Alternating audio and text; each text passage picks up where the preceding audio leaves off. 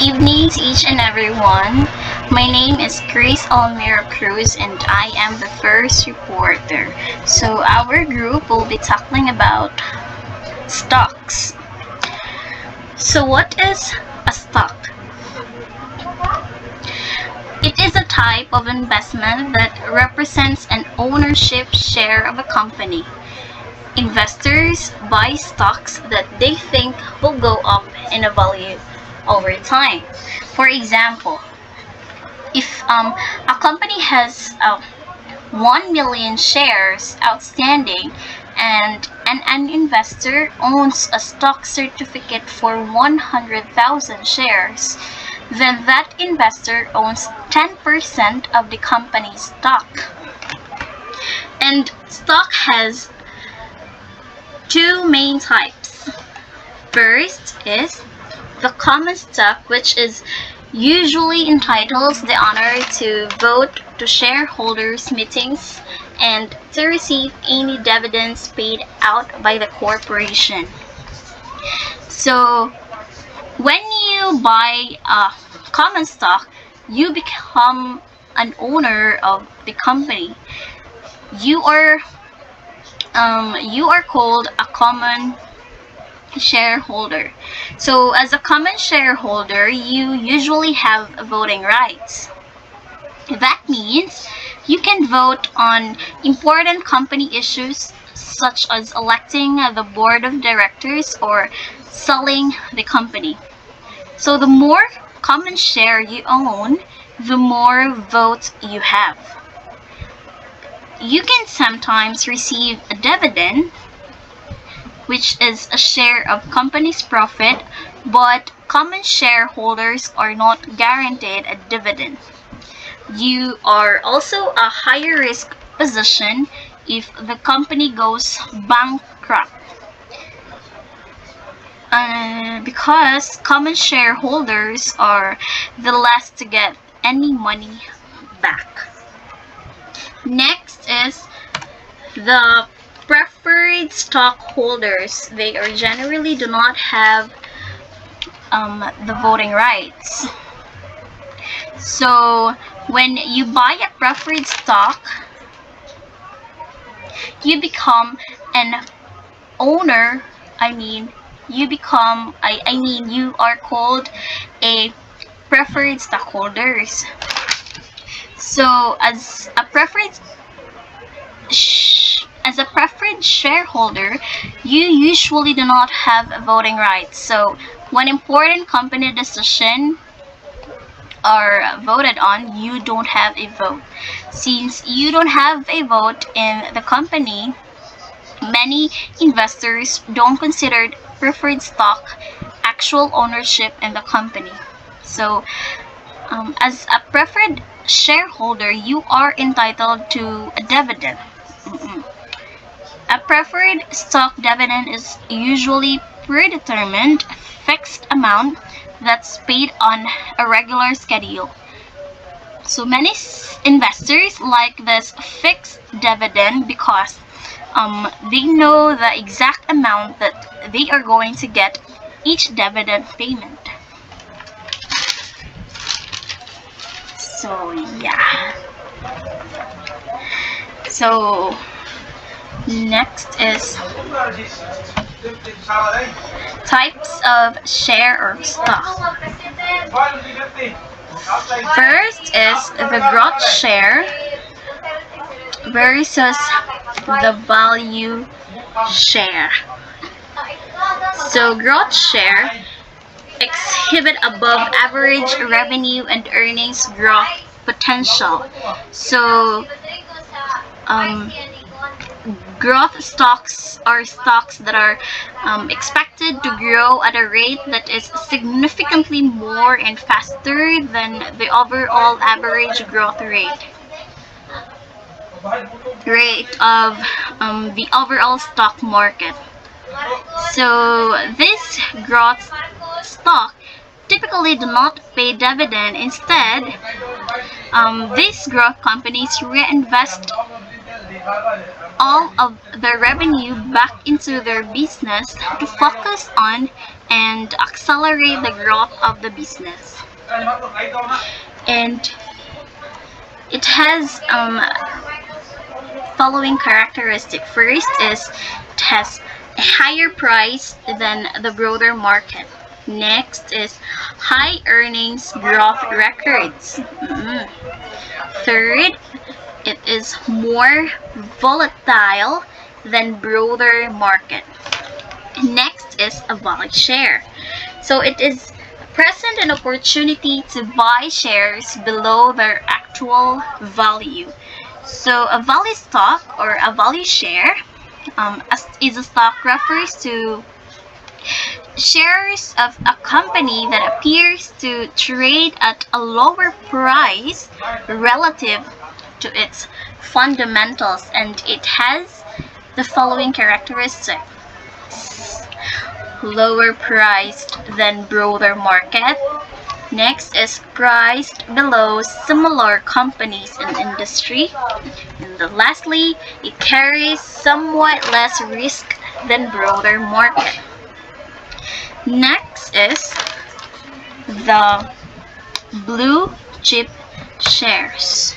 So it is a huge company with an excellent reputation.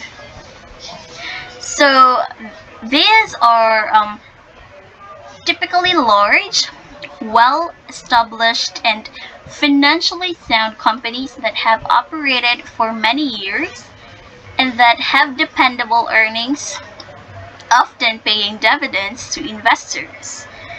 Example companies of blue chip shares is like Coca-Cola, Jollibee, kanang mga well-known na kayo niya, dugay na kayo siya nag-operate. Next is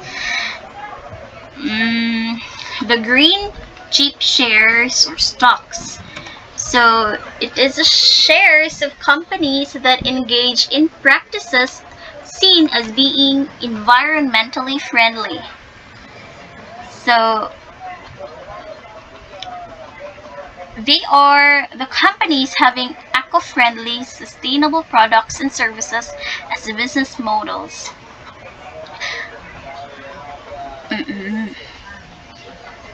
So these are the stocks of the companies whose business models are beneficial to environment as a whole.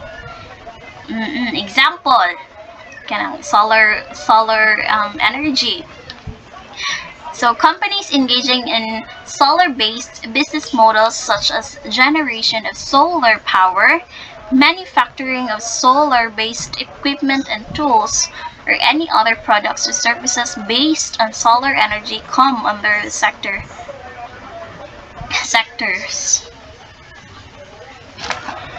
So next is spectacular shares or stocks. So it is a share that a trader uses to speculate. It is also characterized by extreme risk with the possibility of extreme returns and compensation for that risk. So speculative stocks are often seen in specialty industries such as mining, energy, or biotechnology. So for example, a newly emerging oil company may locate a highly profitable source of oil, but may also fail to build any successful wealth. That is my report. Thank you so much. Good evening, everyone. I'm Larabel Hanea, the second reporter. So, for the continuation, glamour shares versus neglected shares. Glamour shares or glamour stocks are shares that investors believe will increase in value faster than the rest of the market. From the word glamour, it is attractive and appealing. These stocks attract more investors because they rise faster than the rest, even in a bull market. So, bull market means a market in which share prices are rising and encouraging buying. Glamour stocks are also termed as hot stocks. The other one is the neglected shares. The word neglected means being disregarded or giving not enough attention. The stocks of lesser known companies may outperform their more well known peers in the market. Neglected stocks have greater information inefficiencies that can be exploited by smart investors. Stocks are neglected if institutions own less than 10% of the free float and there are three or fewer owners. So, to differentiate the two, glamour stocks are shares in famous and successful companies, while neglected stocks are shares of lesser known companies. Next is fundamental influences or fundamental analysis. Focuses on studying a company's financial statements in order to predict its future performance. This method looks at the revenue, expenses, assets, liabilities, and all other financial aspects of a company to try to determine if its stock is underpriced, fairly priced, or overpriced.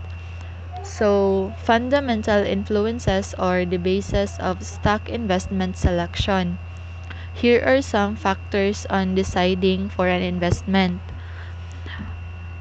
First is the robustness of business model, management integrity, corporate governance, competitive advantages, and brands and other intangibles. Next is the competition and the business environment. A competitive environment is the dynamic external system in which a business competes and functions. The more sellers of a similar product or service, the more competitive the environment in which you compete. The existence of competition leads people and the organization to be more innovative. The more companies compete with each other, the more invention of new and better products will be produced. Next is the corporate strategy. Corporate strategy is a vital ingredient in managing, affecting, and succeeding with change. Successful firms typically have a set of explicit strategies which are designed to implement, respond, and benefit from change. Strategies can either be defensive or offensive. So, offensive strategy is focused on achieving competitive advantage, while defensive strategy is focused on attacking or responding the competitor in order to take them off. Next is the SWOT analysis. SWOT analysis is a useful framework for evaluating competitive position and the effectiveness of corporate strategies. A company's strengths derive from its comparative advantages. Strengths include brand names, customer loyalty, quality products and services, innovation, financial skill, and resources. Weaknesses typically arise from the strengths of competitors. That is, a weakness is a comparative disadvantage. Weaknesses mean that the firm is open to exploitation by its competitors. Opportunities typically relate to markets such as a change in consumer taste or a market opening that arises from the decline of a competitor or other products and services, thereby enabling the firm to enhance its growth. Threats are typically the opposite of opportunities. Threats are environmental factors that hinder growth and profitability. An increase in competition, the entry of new competitors and/or products and services, a decline in economic condition, and legislative restrictions are all examples of threats. So here's an example of SWOT analysis of Coca-Cola Company.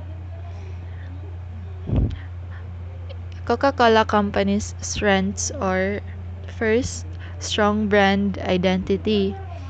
So Coca-Cola is a popular brand, and I'm sure we are all familiar with it. Next is highest brand equity. Coca-Cola is the most renowned brands with the highest brand equity. Third is the extended global reach. It is sold in more than 200 countries with 9 billion servings per day. Next is dominant market share. Coca-Cola has the largest market share. Let's proceed with the weaknesses. First weakness is aggressive competition with Pepsi. Pepsi Company is the biggest rival of Coca-Cola Company. Second is health concerns. Health issues of carbonated drinks. Third is the low product diversification. So Coca-Cola is a pure beverage company while its main competitor PepsiCo has launched snacks items like Lay's and Doritos. Let's proceed with the opportunities. First opportunity is that it is it introduced new products. So such as sports drinks and energy drinks. Second is increased presence in developing nations.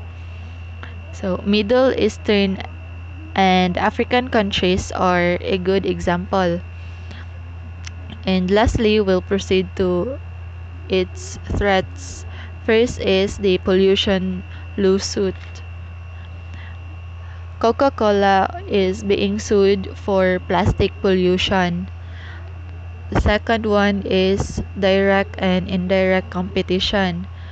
So, the direct competitor of Coca-Cola is the PepsiCo, and the indirect competitors are Starbucks, Costa Coffee, Tropicana, Lipton Juices, and Nescafe.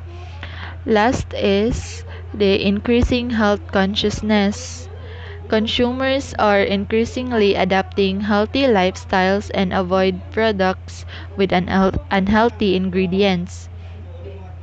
So, SWOT analysis is important because it helps you to build on what you do well and adjust what you're lacking and minimize risk. That's all for my report. So, good evening, everyone. My name is Ortigosa Cindy, last reporter of our group. So, this is the continuation report about stocks. Technical analysis. It is a trading discipline employed to evaluate investment and identify trading opportunities in price trends and patterns seen on charts. So, technical analysis can be used on any security with historical trading data.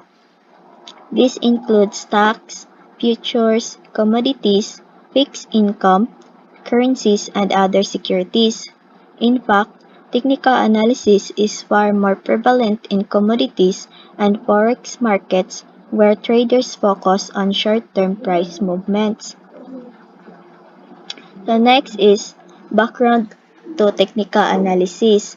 Is the study of historical market data, including price and volume, using insights from market psychology, behavioral economics, and quantitative analysis.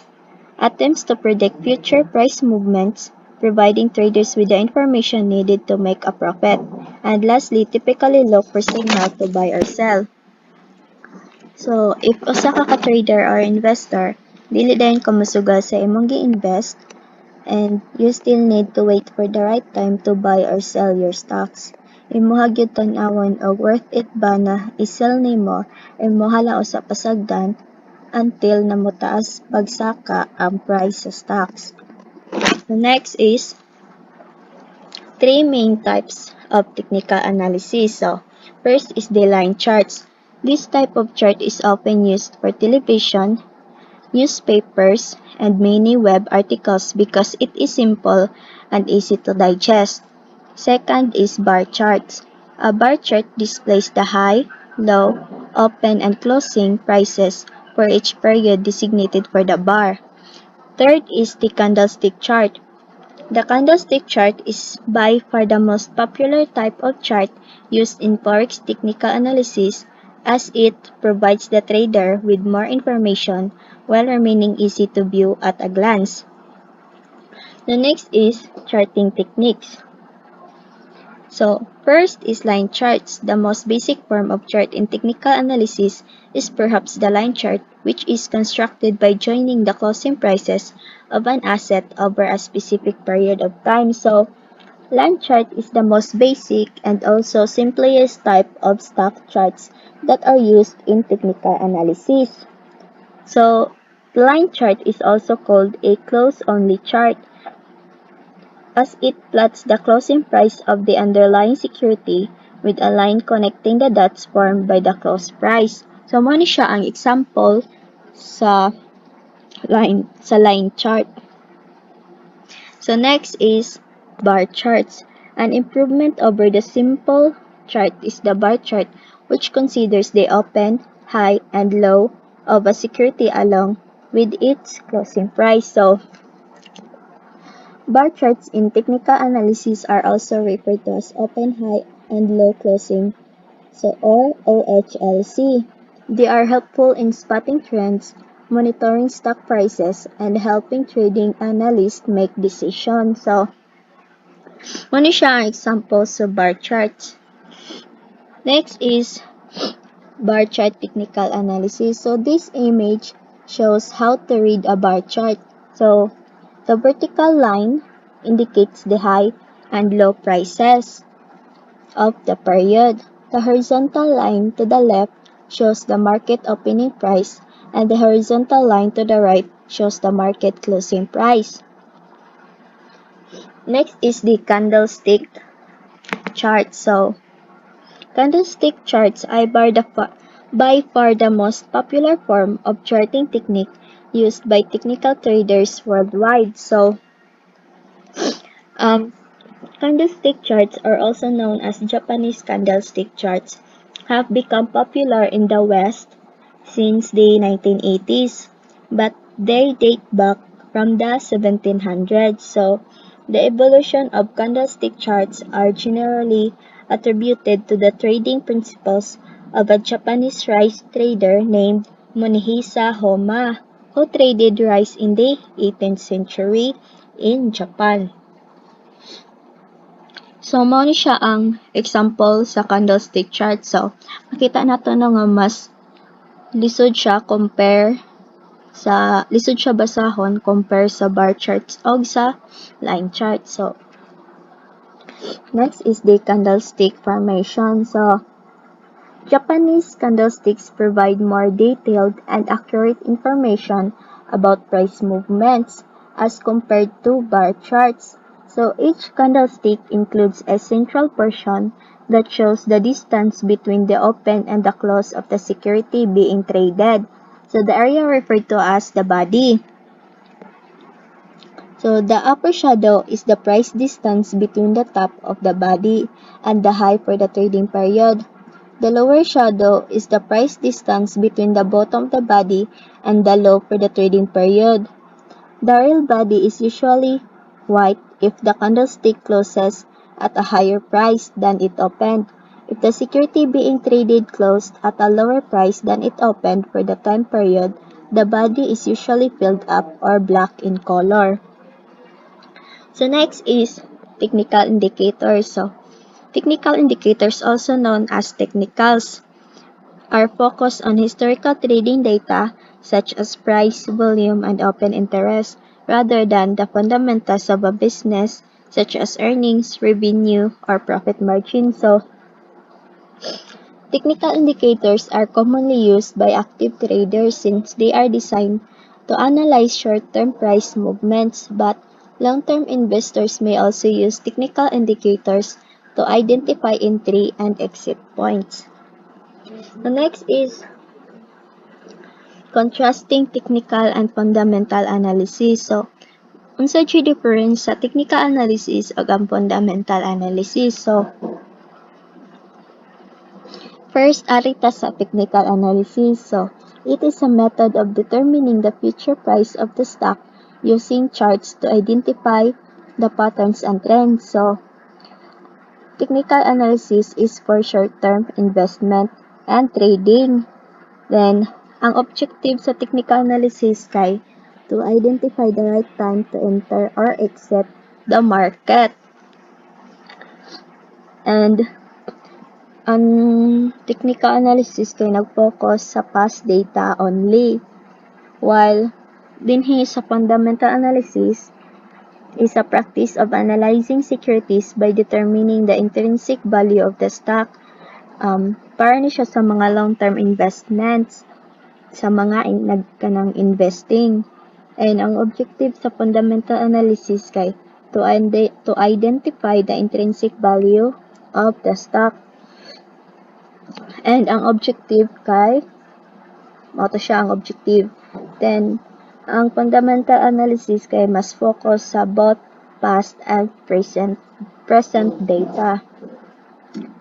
So that's all of our report. And thank you.